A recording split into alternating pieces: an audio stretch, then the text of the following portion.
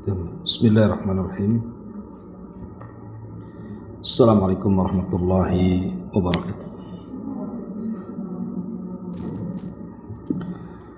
Alhamdulillah wassalatu wassalamu ala rasulillah wa ala alihi wa sahbihi wa mawalah wa la hawla wa la quwata illa billahi wa ba'du. Alhamdulillah, di pagi menjelang siang ini kita kembali melanjutkan kajian kita membahas Siratul Mustafa sallallahu alaihi wa ala alihi wasallam, dan kita masuk pada bab tentang meningkatnya frekuensi siksaan dan upaya menghabisi Nabi sallallahu alaihi wa ala alihi wasallam.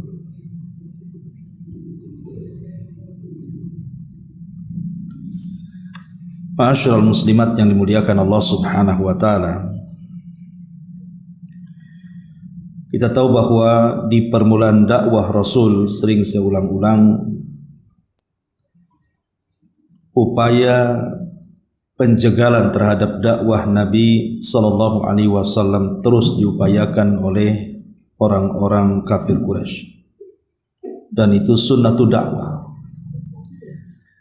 Setiap manusia yang mendakwahkan dakwah Rasul pasti akan dihadapkan dengan musuh-musuhnya.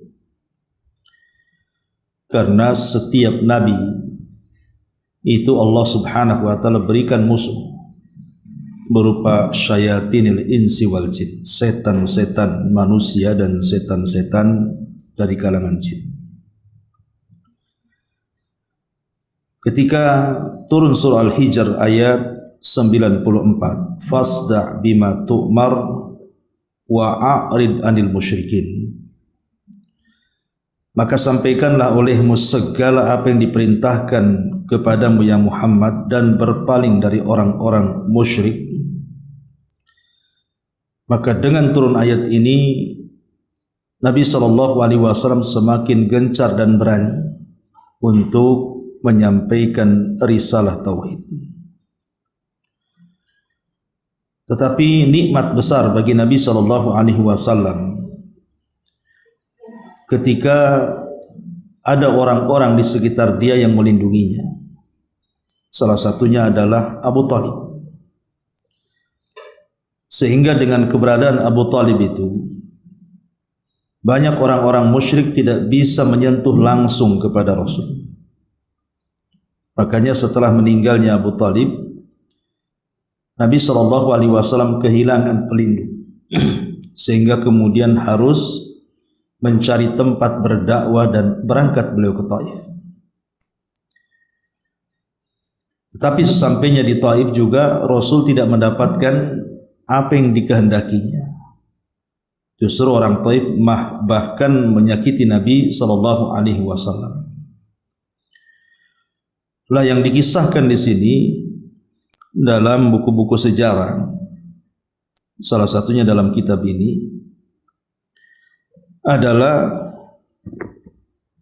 kisah tentang Uqbah bin Abi Mu'ayth yang ma'ruf pernah menginjak tengkuk Nabi sallallahu alaihi wasallam. Beliau sedang sujud. Tetapi Uqbah bin Abi Mu'ayth ini kemudian meninggal di perang Badar.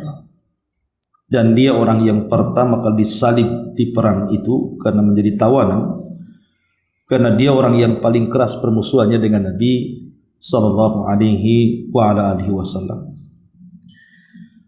Dan tentu kisah-kisah bagaimana musuh-musuh Nabi sallallahu alaihi wasallam berusaha untuk menghalang-halangi dakwah Rasul sudah sering saya ulang-ulang, tidak perlu saya jelaskan kembali. Ibu tinggal baca kembali kisah-kisahnya. Kita masuk pada Islamnya Hamzah bin Abdul Muttalib. Taib, masyarul muslimat yang dimuliakan Allah Subhanahu wa taala. Hamzah bin Abdul Muttalib adalah satu dari 4 paman Nabi SAW yang hidup sampai Nabi diangkat menjadi Nabi dan Rasul. Paman Rasul kan banyak, tetapi yang hidup sampai kerasulan atau kenabian Nabi kita Muhammad SAW hanya 4 pamannya saja, yang 2 mukmin dan 2 kafir. Adapun yang mukmin Hamzah dan Abbas. Hamzah dan Abbas masuk Islam dan baik keislamannya. Adapun yang kafir Abu Lahab dan Abu Talib. Tapi walaupun demikian berbeda sikap. Abu Lahab lebih kepada memusuhi Nabi SAW, tapi Abu Talib lebih kepada membela Nabi SAW. Jadi di sini kalau kita ringkas, paman Rasul terbagi menjadi 3. Ada yang tetap di atas kekafirannya dan menjadi musuh Nabi. Dialah Abu Lahab. Ada yang tetap kafir tapi justru membela Nabi SAW. Dialah Abu Talib. Dan ada yang betul-betul masuk ke dalam Islam dan menjadi sahabat Nabi SAW. Dialah Hamzah dan juga Abbas radhiyallahu anhuma. Adapun Hamzah sendiri dari kecil sudah terbiasa dididik sebagai pemburu. Jadi dia dikenal sebagai pemburu. Dan yang diburunya itu bukan binatang-binatang biasa, tapi binatang-binatang buas seperti singa, harimau dan yang semacamnya. Makanya kemudian setelah dia masuk Islam, gelar yang disematkan kepada Hamzah adalah Asadullah wa Asadu Rasuli. Dia singanya Allah dan singanya Rasul. Lalu bagaimana kisah keislamannya? Satu hari kita tahu bahwa permusuhan musuh-musuh Nabi SAW sebagaimana sudah saya jelaskan itu teramat sangat sengit sekali, terutama dari Fir'aunnya umat ini, Abu Jahal, atau namanya Amr ibn Hisham atau julukannya Abul Hakam. Jadi Abu Jahal ini satu hari mencaci maki Nabi SAW dengan sangat keji sekali. Lah ketika itu Hamzah masih kafir dan dia sedang berburu buruannya. Kemudian makian daripada Abu Jahal ini kedengaran oleh seorang budak. Budak ini adalah yang punya Abdullah ibn Jad'an. Jadi Abdullah ibn Jad'an itu punya seorang budak. Itulah budak Abdullah ibn Jad'an ini mendengar bagaimana Abu Jahal itu mencaci, memaki, menghina, merendahkan Nabi SAW dengan sedemikian keji. Jadi ketika Hamzah ini pulang dari pemburuannya, kebiasaan dia sebelum pulang ke rumah, setiap dia habis berburu maka dia selalu tawaf di Ka'bah. Kemudian selepas tawaf dia akan menyalami orang-orang yang berada di sekitarnya. Lah disitulah dia berjumpa dengan budaknya Abdullah ibn Jad'an. Kemudian budaknya Abdullah ibn Jad'an ini menceritakan bahwa anak saudaramu, maksudnya Nabi kita Muhammad SAW, sudah dihinakan oleh Abu Jahal dengan makian-makian yang tidak pantas untuk diucapkan. Entah kenapa tersulut emosinya. Hamzah ini tersulut emosinya. Bagaimanapun Rasul adalah anak pamannya, anak daripada saudaranya, ponakan bahasa kitanya. Jadi tidak jadi dia pulang, malah dia mencari Abu Jahal. Kemudian setelah berjumpa dengan Abu Jahal tidak basa-basi, sementara busur dan anak panah masih di tangan, dia langsung kemudian mengatakan, "Atashtuma ibna akhi, apakah engkau sudah mencaci maki anak saudaraku?" Kemudian langsung dihentakkan busur panah itu dan mengenai wajah Abu Jahal. Kemudian terluka dan mengeluarkan darah sampai tersungkur. Tentu orang-orang Abu Jahal ada di sekitar situ. Tidak terima bagaimanapun Abu Jahal itu tokoh besar. Kok bisa kemudian disakiti seperti itu? Hampir-hampir mereka hendak mengeroyok Hamzah. Tapi tiba-tiba Abu Jahal mengatakan, da'uhu, jangan, biarkan dia. Fa inni qad syatamtu ibna akhihi. Karena aku sudah mencela anak saudaranya. Jujur Abu Jahal di sini. Ya. Kemudian Hamzah langsung kemudian berpidato di hadapan orang. Apakah engkau sudah mencela anak saudaraku sementara aku di atas agamanya? Padahal dia belum masuk Islam tuh. Ya. Dia justru mengucapkan dengan kemarahannya, kalian berani mencela anak saudaraku padahal aku berada di atas keyakinannya. Sebab kata-katanya inilah dia masuk Islam. Padahal ketika ngomong seperti itu hidayah belum ada tuh. Tapi gara-gara kemarahannya dan tersulut emosi, justru penyebab itulah dia masuk ke dalam agama Nabi SAW, bersahadat di hadapan Rasul. Ma'asyiral muslimat yang dimuliakan Allah Subhanahu wa taala. Lah Hamzah sendiri ketika dia sudah masuk Islam, maka memperkuat Islam. Bagaimanapun dia tokoh dari tokoh-tokoh Quraisy, kemudian pemberani, dan tidak ada orang yang berani kepada dia, sehingga wajar dengan keislamannya itu menambah kejayaan Islam. Lah ketika kemudian markas yang sudah saya ceritakan, Arqam atau Darul Arqam, yang merupakan markas pertama atau rumah Islam yang dijadikan markas oleh Nabi SAW, maka Hamzah berada di situ. Makanya ketika Umar bin Khattab radhiyallahu anhu di atas kekafiran belum masuk Islam, kemudian dia menuju rumah Darul Arqam, apa kata Hamzah? Lihat si Umar itu, kalau dia datang dengan kebaikan, ahlan wa sahlan wa marhaban.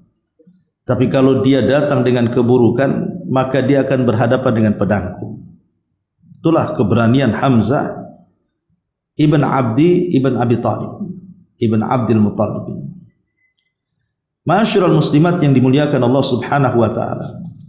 Lah Hamzah sendiri dia kan masuk Islam di tahun kedua sebelum hijrah Nabi SAW, artinya dia termasuk daripada as-sabiqun al-awwalun, orang-orang yang mula-mula masuk Islam yang Allah katakan dalam At-Taubah ayat 100, as-sabiqun al-awwaluna minal muhajirin wal ansar walladzina tabauhum bi ihsan radhiyallahu anhum wa radu'an. Jadi Hamzah ini termasuk as-sabiqun al-awwalun, orang-orang atau sahabat-sahabat yang mula-mula masuk Islam. Dan hubungan dia dengan Nabi SAW selain daripada paman, dia juga adalah sepersusuan dengan Nabi SAW. Jadi saudara sesusu dengan Rasul karena disusui oleh satu wanita, Suwaibah, ya, ada yang mengatakan Suwaibah, wallahu a'lam. Kemudian yang kedua, posisi dia sebagai paman Nabi SAW. Dan dia adalah salah satu penasehat dari 14 sahabat yang menjadi penasehat Nabi SAW. Memang tidak jauh umurnya. Jadi umur Hamzah dengan Rasul itu hanya beda 2 tahun saja. Dan kunyahnya adalah Abu Ammar. Dia punya kunyah disebut Abu Ammar. Ada juga yang mengatakan Abu Ya'la. Ya. Tetapi Hamzah sendiri masa jahiliyah, di atas kejahiliyahannya dia terkenal dermawan orangnya, sehingga juga bukan hanya disegani tapi juga dicintai, karena biasanya orang dermawan itu disukai orang. Ya. Ma'asyiral muslimat yang dimuliakan Allah Azza wa Jalla, ketika kemudian penekanan dakwah begitu hebat, maka Hamzah pun kemudian ikut hijrah bersama Nabi SAW dari Mekah ke Madinah. Subhanallah, peperangan pertama di mana Hamzah terlibat adalah dalam perang Badar. Ketika sampai di kota Madinah, kan Nabi SAW mempersaudarakan antara satu sahabat dengan sahabat yang lainnya. Lah Hamzah ini kemudian dipersaudarakan oleh Nabi SAW dengan Ali radhiyallahu anhu, atau dengan Zaid ibn al-Harithah al-Kalbi. Jadi Hamzah dipersaudarakan oleh Nabi SAW dengan Zaid ibnul Harithata al-Kalbi. Karena begitu Nabi untuk merekatkan, untuk saling ada perasaan tolong menolong dengan satu yang lainnya, karena bagaimanapun hijrah itu kan sendiri-sendiri meninggalkan keluarga. Jadi supaya merasa punya keluarga, maka dipersaudarakan antara orang-orang Muhajirin dan orang-orang Ansar itu. Lah Hamzah ini sekali lagi terkenal dengan Asadullah. Terkenal dengan Asadullah, artinya singa Allah Subhanahu wa taala dalam peperangan dan singa Nabi SAW. Bayangkan ketika perang Badar. Dan perang Badar itu perang yang pertama kali dilakukan Nabi SAW sepanjang hayat beliau. Beliau tidak pernah perang. Itulah perang perdana yang disebut dengan Badar Kubra.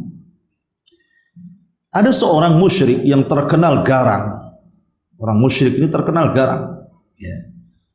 Dan kalau gulat itu tidak pernah terkalahkan. Namanya Al-Aswad ibnu Abil Asad. Jadi Al-Aswad ibn Abil Asad itu terkenal jagoannya orang-orang musyrik. Kalau kelahi, gulat tidak pernah kalah. Jadi sebelum terjadi peperangan Badar, kita tahu bahwa yang menguasai air di Badar itu adalah tentara Nabi. Rasul berhasil menguasai air. Ya, bagaimanapun air sangat dihajatkan dalam sebuah peperangan kan gitu. Jadi Rasul menguasai air di Badar itu. Jadi Al-Aswad ibn Abil Asad bernazar, walaupun air itu dikuasai oleh kaum muslimin, saya akan tetap datang ke air itu. Aku akan meminumnya, atau aku akan terbunuh, atau aku akan membunuh orang-orang muslim itu. Itu nadarnya Al-Aswad ibn Abil Asad. Memang dia pemberani. Maka dengan kudanya dia pacu menuju tempat air yang dikuasai kaum muslimin itu. Rupanya sebelum sampai di tempat air itu, Hamzah sudah menghadang. Kemudian ditebas kakinya, dia pun jatuh. Sekali tebas, dia jatuh. Siapa Hamzah? Hamzah orang yang ahli dalam pertempuran. Jadi ketika dia sedang merangkak, kemudian Hamzah bertanya, apa tujuan? Dia mengatakan, saya bernadar ingin minum dari air itu. Maka Hamzah mempersilahkan dengan ngesotnya bahasa kitanya untuk mendekati air itu. Ketika sudah dia mengambil air dan minumnya, langsung ditebas dan dihabisi oleh Hamzah dan disaksikan orang ramai. Ya. Lah dari situlah kemudian menyulut emosi orang-orang Quraisy ini. Kita tahu di perang Badar ini pemimpin-pemimpin Quraisy itu rata-rata pemimpin-pemimpin besar karena masih hidup semuanya. Abu Jahal masih hidup, Umayyah masih hidup, Utbah, Syaibah itu kan pembesar-pembesar itu masih hidup terlibat dalam perang ini. Di mana tidak emosi gitu ya, jagoannya dibunuh. Ya. Lah kebiasaan zaman dulu ya, zaman dulu kalau perang, karena zaman dulu perang ya hadap-hadapan dengan pedang, lain dengan zaman sekarang sembunyi-sembunyi ya. Jadi orang dulu itu kalau sebelum perang maka menggunakan sistem mubarazah. Mubarazah itu adu tanding, bahasanya mana jagoanmu, ini jagoanku, ayo tempur. Jadi sebelum perang besar itu mereka akan membuat perang kecil, di mana antar jagoan dari kedua belah pihak itu akan adu tanding di situ. Lah ketika itu Nabi SAW mengeluarkan 3 jagoannya. Salah satunya adalah Ali, kemudian Ubaidillah ibnul Harith, dan juga Hamzah Asadullah. Dan Hamzah ini memiliki ciri karena selalu meletakkan bulu di atas kepalanya supaya tahu dan terpisahkan cirinya dengan yang lainnya. Jadi Hamzah ini ketika itu berhadapan dengan Syaibah. Syaibah itulah yang kemudian berhadapan dengan Hamzah. Syaibah jagoannya orang musyrik, sementara Hamzah jagoannya umat Islam. Maka ketika terjadi mubarazah itu, sekali hantam saja Syaibah terguling dan mati. Manusia pun takbir. Dan Ali juga berhasil membunuh jagoannya orang musyrik, termasuk juga Hamzah di sini. Ya. Maka selepas itulah terjadi pertempuran sangat luar biasa di Badar. Subhanallah, tidak ada manusia yang paling banyak membunuh orang musyrik di peperangan itu melebihi Hamzah. Hamzah berhasil membunuh dengan kedua tangannya itu 33 musyrik, dan itu tidak bisa dilakukan siapapun. Dalam sebuah pertempuran ya, menghabisi 33 orang itu hadap-hadapan dengan pedang kan, tidak bisa dilakukan siapapun kecuali Hamzah. Makanya wajar kalau Hamzah itu disebut Sayyidus Syuhada, yang kelak di perang Uhud dia meninggal itu disebut pemimpinnya para syuhada. Karena bertempur itu luar biasa. Dia tidak bisa dilukai dan dia bisa melukai dan membunuh. Saking kepiawaiannya dia dalam bertempur itu, Hamzah itu. Makanya wajar Rasul sangat sayang dengan Hamzah. Ya. Lah salah satu yang dibantai oleh Hamzah adalah yang paling banyak keluarga Hindun. Hindun bintu Utbah. Itu bapaknya, anaknya, pamannya, suaminya, semua terbunuh di tangan Hamzah. Bayangkan, ya. Jadi ada 4 keluarga, itu semua terbunuh di tangan Hamzah. Lah salah satunya adalah keluarga Hindu.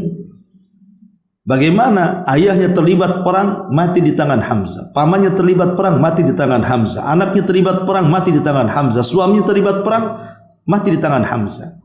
Tentu dia sebelum menikah dengan Abi Sufyan, ya, belakangan masuk Islam juga Hindun, ya. Tetapi ini menaruh dendam yang luar biasa. Bagaimana satu keluarga dibantai satu orang? Makanya kemudian Hindun ini berbulan-bulan, bertahun-tahun dia mengumpulkan harta untuk membalas dendam atas kematian keluarganya di tangan paman Nabi SAW namanya Hamzah ini. Lah ketika kemudian beberapa tahun setelahnya kan dari Badar itu kan terjadi perang Uhud. Ya, setelah Badar terjadi perang Uhud. Lah di perang Uhud inilah Hindun berusaha mendanai peperangan. Lah kebetulan dia punya budak namanya Wahsy. Jadi budaknya itu namanya Wahsy, kunyahnya Abu Dasman atau dikenal Wahsy budak hitam. Jadi Hindun ini mengatakan kepada Wahsy dan mengatakan, ya Wahsy, kalau engkau ingin bebas dari perbudakan, maka aku akan berikan kebebasan perbudakanmu. Bahkan bukan hanya itu saja, ku berikan harta yang banyak untukmu, syaratnya kau bunuh orang yang sudah membunuh keluargaku. Maksudnya Hamzah bin Abdul Muttalib, bunuh dia. Ya. Kau tidak perlu terlibat dalam peperangan. Cukup kau bidik saja karena engkau ini ahli tombak. Jadi Wahsy memang terkenal pelempar tombak. Dia kalau melempar itu jarang meleset. Wahsy ini. Itulah keahliannya di situ. Karena zaman dulu itu kan kalau peperangan punya keahlian masing-masing. Ada pemanah, ahlinya di panah, gitu. Ada di pedang, ada di kuda, ada di tombak, gitu ya. Lah Wahsy ini kebetulan dia ahli di tombak. Jadi kalau melempar tombak itu jarang meleset. Jadi ketika kemudian Hindun menawarkan kebebasan dia, bahkan bukan hanya menawarkan kebebasan, tapi juga memberikan banyak harta kepada dia kalau dia berhasil membunuh orang yang telah membunuh keluarganya. Semangat Wahsy, sehingga dia mau melakukan itu. Maka dalam perang Uhud ini, kita tahu bahwa perang Uhud ini, yaitulah terjadi perang kekalahan kaum muslimin di sini. Begitulah watilkal ayyam nudawiluha bainan nas. Hari-hari itu kan diputar, ya. Kadang menang, kadang kalah, itu udah biasa manusia itu. Jadi ketika sengit-sengitnya itu pertempuran itu, Wahsy tidak terlibat di pertempuran. Dia hanya sembunyi-sembunyi di batu-batu, di pohon-pohon. Dia hanya membidik melihat kelemahan Hamzah. Sebenarnya Hamzah sudah tahu siapa Wahsy. Dia sudah melihatnya. Ya, tetapi karena Wahsy ini tidak diperhitungkan, ya dianggap orang biasa, tidak mungkin berani macam-macam gitu ya. Sehingga tidak dipedulikan Hamzah. Dan di sini kata para ulama, dalam kondisi apapun dalam setiap pertempuran itu tidak boleh meremehkan orang. Ya, walaupun karena bisa saja yang dianggap remeh dia pula yang kemudian berhasil membunuh, kan begitu. Tapi Hamzah ini kan karena sudah kadung dia sedang di tengah-tengah pertempuran, ya dia pasti melayani orang-orang yang dianggap penting. Dia tidak tahu kalau Wahsy itu sudah ada tujuan jahat, dia tidak ikut bertempur, tapi dari kejauhan saja membidik-bidik kapan Hamzah lengah. Sehingga ketika betul-betul dia mendapatkan waktu yang pas gitu ya, dia lemparnya tuh tombak itu, akhirnya persis mengenai Hamzah, sehingga Hamzah roboh. Akhirnya tersiarlah Wahsy menjadi pahlawan orang musyrik. Padahal dia tidak ikut terlibat tuh, tapi karena dia membunuh Hamzah, namanya akhirnya menjadi menyeruak tuh. Bagaimana seorang Wahsy, budak yang tidak punya keahlian perang, hanya menombak, bisa membunuh Asadullah, kan itu, singanya Allah. Maka terkenal nama Wahsy ini akhirnya karena membunuh Hamzah. Lah tentu ini pukulan berat bagi Nabi SAW. kematian Hamzah ini di tangan Wahsy. Bagaimanapun Hamzah ini banyak berjasa kepada Rasul dan orang yang paling dicintai Nabi sallallahu alaihi wasallam. Ketika terbunuhnya Hamzah di tangan Wahsy ini, maka Rasul sallallahu alaihi wasallam tidak henti-hentinya dirundung dengan kesedihan sampai pada waktunya ketika terjadi Fathu Mekah, di mana kota Mekah itu kan dikepung oleh kaum muslimin dan seluruh penduduk musyrik Mekah itu menyerah, tidak berani, bahkan tidak terjadi pertumpahan darah sekalipun di situ. Maka Nabi SAW sampai mengatakan, siapa yang masuk Masjidil Haram dia aman, siapa yang masuk ke rumah dan mengunci pintunya serta masuk ke rumah Abu Sufyan dia aman. Lah orang-orang yang dulu pernah menyakiti Nabi SAW, salah satunya Wahsy, merasa bahwa dia sudah membunuh pamannya. Dia tidak tenang di Mekah karena Mekah sudah dikuasai kan. Akhirnya dia lari ke Taif. Rupanya ketika lari ke Taif, dia mendengar Rasul pun akan ke Taif. Makin sesak dadanya itu. Kemudian dia niat ingin pergi ke Yaman, ke Syam, pokoknya seolah-olah dunia yang luas itu sempit bagi dia. Tetapi terdengar kabar kepada Wahsy ini bahwa Nabi SAW akan menerima siapapun yang pernah memusuhi dia dan para sahabatnya kalau dia datang baik-baik masuk Islam. Akhirnya berita itu menenangkan Wahsy dan tidak jadi kabur ke sana kemari. Datang dia ke Nabi SAW. Kemudian dia pun menyatakan keislamannya. Tapi Nabi SAW bertanya kepada Wahsy, apakah engkau Wahsy yang membunuh Hamzah?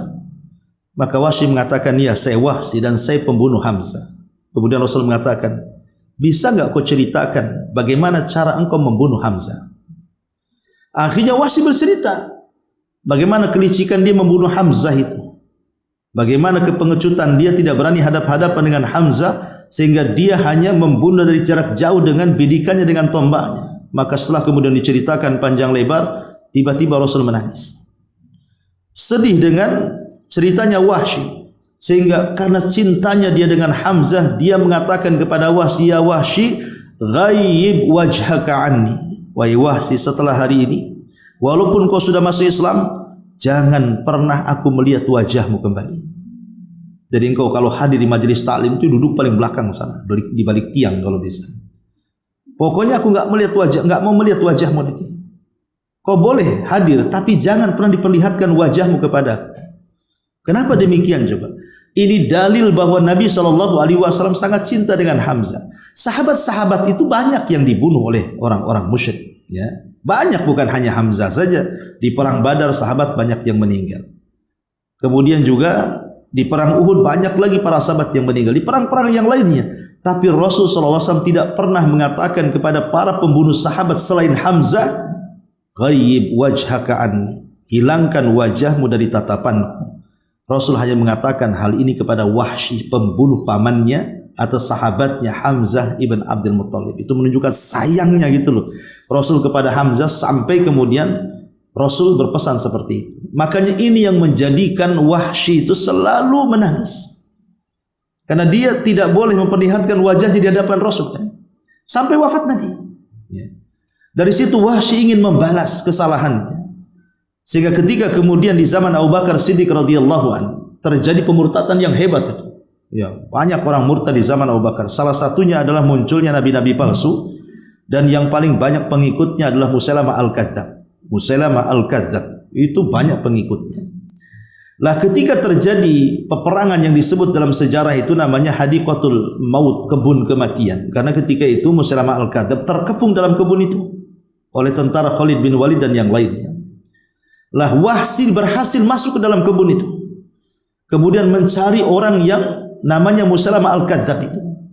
Dan subhanallah, ketika berjumpa dengan Musailamah al-Kadzdzab, dialah yang membunuh Musailamah al-Kadzdzab. Sehingga dia merasa impas dan mengatakan, dulu aku pernah membunuh orang yang sangat dicintai Rasul, Hamzah bin Abdul Muttalib. Sekarang aku membunuh orang yang paling dibenci Nabi SAW, Musailamah al-Kadzdzab. Jadi dia ingin membalas kononnya kan itu Wahsy. Ya, akhirnya kemudian ya di ujung kisah Wahsy pun kemudian meninggal di atas keislamannya dan menjadi sahabat baik, ataupun baik keislamannya menjadi sahabat Nabi sallallahu alaihi wa ala alihi wasallam. Ma'asyiral muslimat yang dimuliakan Allah Azza wa Jalla, dari sini kita tahu bahwa Hamzah ini banyak keutamaannya dalam Islam. Di antaranya disebutkan oleh Al-Imam Al-Karmani rahimahullahu ta'ala bahwa Hamzah ibnu Abdul Muttalib ammu Rasulillah sallallahu alaihi wasallam wa akhuhu minar radha'ah. Hamzah bin Abdul Muttalib, satu sisi dia paman Rasul, dia juga saudara Rasul dari ibu satu persusuan. Yuqalu lahu Asadullah. Dia memiliki gelar singanya Allah. Wahina aslam i'tazzal Islam bi islami. Ketika dia masuk Islam, Islam semakin kokoh dan kuat dengan keislamannya. Ustushhida yauma Uhudin, dia mati syahid di perang Uhud. Wa huwa sayyidus syuhada, dan dia adalah pemimpin orang-orang yang mati syahid. Pemimpin orang-orang yang mati syahid. Bahkan Abdurrahman ibn Auf ma'ruf, dia salah seorang dari al-mubashshiruna bil jannah, al-asharatu al-mubashshiruna bil jannah, 10 sahabat yang dijanjikan masuk surga, salah satunya Abdurrahman ibn Auf. Nah, Abdurrahman ibn Auf menyaksikan dan berani mengatakan, bersaksi bahwa Hamzah itu di surga. Kemudian dia mengatakan, la Hamzatu bi annahu khairun minhu. Hamzah lebih baik dibandingkan dia. Padahal Abdurrahman ibn Auf itu sahabat yang disebutkan satu redaksi hadis dari 10 sahabat yang masuk surga kan. Tapi dia mengatakan, demi Allah Hamzah lebih baik daripada aku. Dan itu sebuah tazkiyah, ya. Sehingga sampai kemudian Abdurrahman ibn Auf itu mengatakan, qutila Mus'ab ibn Umair wa huwa khairun minni. Telah terbunuh Mus'ab ibn Umair dan dia jauh lebih baik dibandingkan aku. Ma'ruf kisahnya Mus'ab bin Umair. Dulunya orang kaya, semua keinginannya dipenuhi oleh ibunya, tapi ketika dia masuk Islam diusir sama ibunya. Satu uang sen pun tidak diberikan. Akhirnya dia pun hidup terlunta-lunta sampai masuk Islam. Gara-gara masuk Islam. Tapi dia anak cerdas, walaupun anak bangsawan, dia hidup sederhana, cerdas. Dialah yang pertama kali diutus ke Madinah untuk berdakwah. Di tangan dialah 2 pemimpin Ansor masuk Islam. Makanya Abdurrahman ibn Auf mengatakan, ketika terbunuh Mus'ab bin Umair di perang Uhud itu, wa huwa khairum minni, dia adalah manusia yang terbaik dibandingkan diriku. Kufina bi burdati in ghuttiya ra'suhu badat rijlah wa in ghuttiya rijlahu bada ra'suhu. Di mana ketika Mus'ab ibn Umair ini meninggal dunia, kain kafannya terbatas. Kalau ditarik ke kaki, kepalanya tampak. Kalau ditarik ke kepala, kakinya pula tampak. Coba bayangkan, orang kaya tidak punya kafan karena diusir sama ibunya, ya. Akhirnya kemudian ditarik ke kepala, kemudian kakinya ditaruh dedaunan dan dikebumikan. Kemudian kata Abdurrahman ibn Auf melanjutkan kata-katanya, wa qutila Hamzah wa huwa khairu minni, dan Hamzah telah terbunuh mati syahid dan posisi dia lebih baik dibandingkan aku, kata Abdurrahman bin Auf. Thumma busitolana minad dunya ma busit, u'tina minad dunya ma u'tina, wa qad khashina an takuna hasanatuna ujjilat lana thumma ja'ala yabki hatta taraka ta'am. Kata siapa? Abdurrahman ibn Auf dengan mengatakan, sungguh setelah kematian keduanya, maksudnya Mus'ab bin Umair dan Hamzah, tiba-tiba dunia dibentangkan kepada kami. Maka aku takut, katanya Abdurrahman bin Auf, jangan-jangan kebaikan kami hilang gara-gara dunia yang di hadapanku. Ketika dia itu pun menangis, yang tadinya mau makan tak jadi makan. Karena teringat dengan 2 pendekar Islam ini, Mus'ab ibn Umair dan juga Hamzah ibn Abdul Muttalib. Makanya Abu Hurairah radhiyallahu anhu, ketika Hamzah mati syahid, jadi Abu Hurairah itu berdiri di hadapan jasadnya Hamzah, ya. Apa katanya? Dijelaskan, kata Abu Hurairah, aku melihat Nabi SAW yang berdiri juga di samping jasadnya Hamzah. Dia mengatakan, aku tidak pernah melihat ada orang yang sedihnya sangat dalam melebihi kesedihan Nabi SAW ketika melihat Hamzah. Sampai-sampai kemudian Rasul mengatakan, rahmatullahi alaika, semoga Allah merahmati kamu wahai Hamzah. Fa innaka kunta ma alimtu wusulan lirrahimi fa'ulan lil khairi. Aku tahu, kata Rasul, wahai Hamzah, engkau ini sepengetahuan aku orang yang paling menyambung silaturahim dan yang paling getol untuk melakukan kebaikan. Ma'asyiral muslimat yang dimuliakan Allah Azza wa Jalla. Kenapa Rasul mengatakan seperti itu? Ketika itu kan dia lihat karena jasadnya Hamzah itu kan robek di sini. Siapa yang robek? Hindun. Ya. Dirobek kemudian dikeluarkan ususnya. Tapi ketika dia hendak memakan, dia tidak bisa memakannya. Kenapa? Karena Allah berusaha untuk menjaga jasadnya kan gitu. Dan tahun berapa kalau tidak salah di Arab Saudi itu pernah terjadi banjir. Sehingga akhirnya para syuhada Uhud itu yang dikubur di atas bukit Ainain itu sempat tergerus dengan banjir. Sehingga jasad-jasad para syuhada Uhud itu kan kemudian muncul ke permukaan. Subhanallah, tidak ada satupun jasad yang rusak dari 70 syuhada Uhud itu. Sehingga oleh kerajaan Saudi akhirnya dipindah, diamankan ke tempat yang lebih tinggi supaya tidak terkena banjir itu. Di zaman itu menunjukkan bahwa Allah tidak memerintahkan bumi untuk memakan jasad-jasadnya para syuhada. Karena dikenali itu Hamzah itu ada sobekan di sini di perutnya gitu. Dikenali bahwa ini Hamzah ini kemudian oleh kerajaan Saudi baru diperbaiki kuburannya dan sekarang malah dibenteng. Ya, jadi ibu kalau pernah umroh kan hanya bisa melihat dari dalam pagar saja. Itu pun yang ada maisannya itu, ada batunya cuman beberapa sahabat, yang lainnya kan rata dengan tanah. Hampir tidak bisa kita menghitung berapa, cuman ditulis di situ orang-orang yang mati syahid saja di gerbang itu kan. Tapi dari sini kita tahu bahwa bagaimana kesedihan Nabi Shallallahu Alaihi Wasallam melihat kondisi Hamzah, ya tidak lain dan bukan karena kecintaan Nabi kepada Hamzah luar biasa. Makanya Abdullah bin Abbas radhiyallahu anhu dia mengatakan Nabi memerintahkan Hamzah ini untuk dibungkus dengan kain kafan. Kemudian Nabi SAW sholat. Kemudian beliau takbir 7 kali takbir. Kemudian baru meletakkan Hamzah. Kemudian Hamzah pun dikebumikan. Ya tentu masalah takbir sholat jenazah ya ada yang 4 kali, ada yang mengatakan 7 kali. Tapi pendapat yang kuat adalah 4 kali takbir. Ya, takbir pertama baca Fatihah.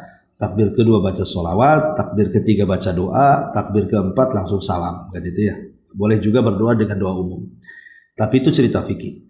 Tapi yang jelas bahwa dari kisah Hamzah ini, ya, kita bisa petik pelajaran yang sangat besar bagaimana Hamzah ini telah mengukir sejarah dalam Islam dengan masuknya menjadi kuat Islam.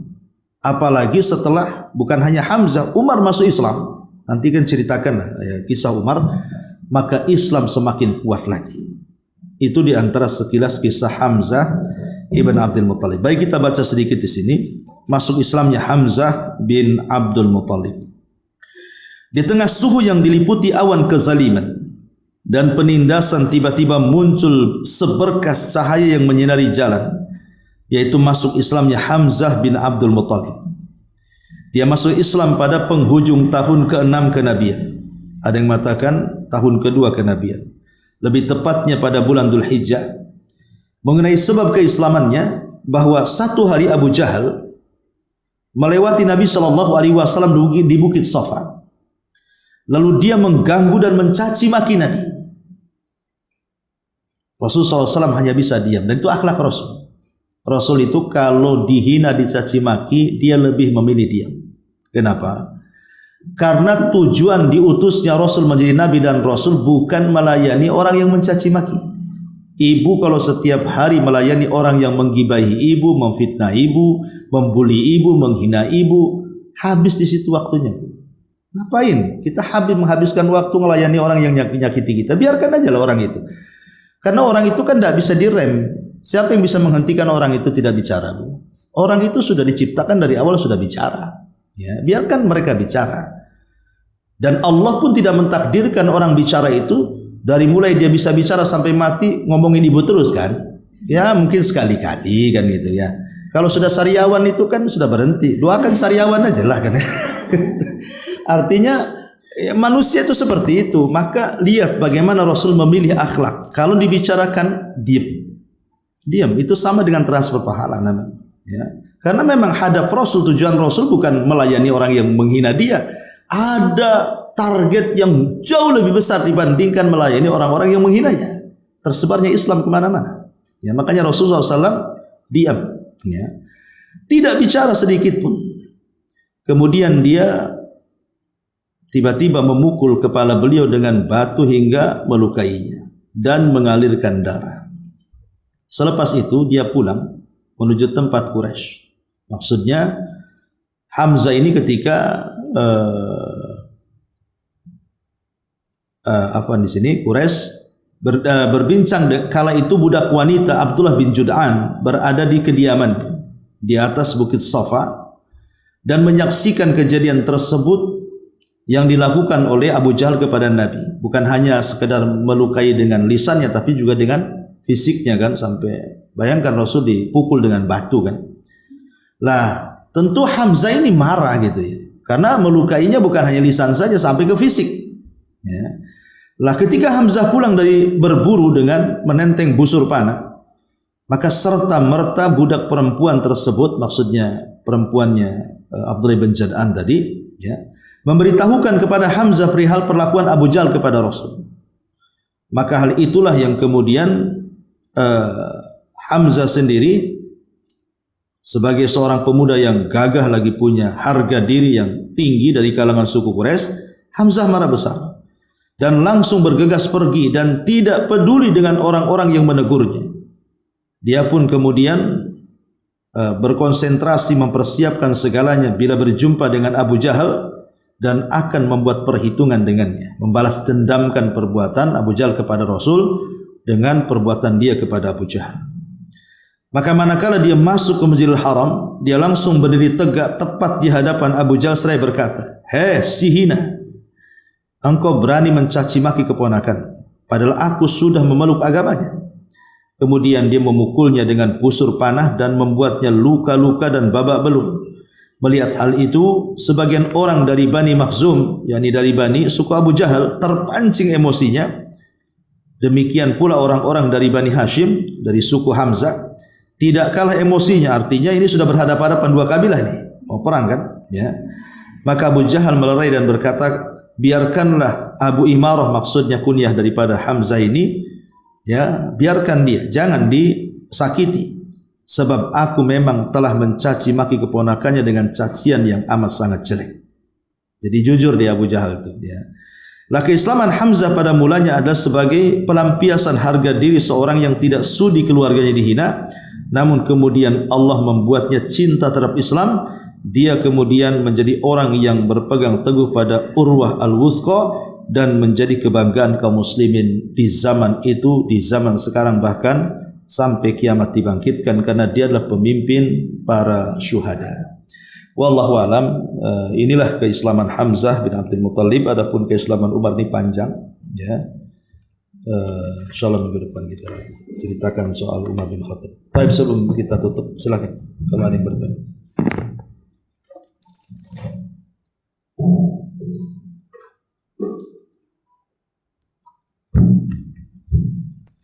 Ada, alhamdulillah. Subhanaka wa bihamdika asyhadu an la ilaha illa anta astaghfiruka wa atubu ilaik.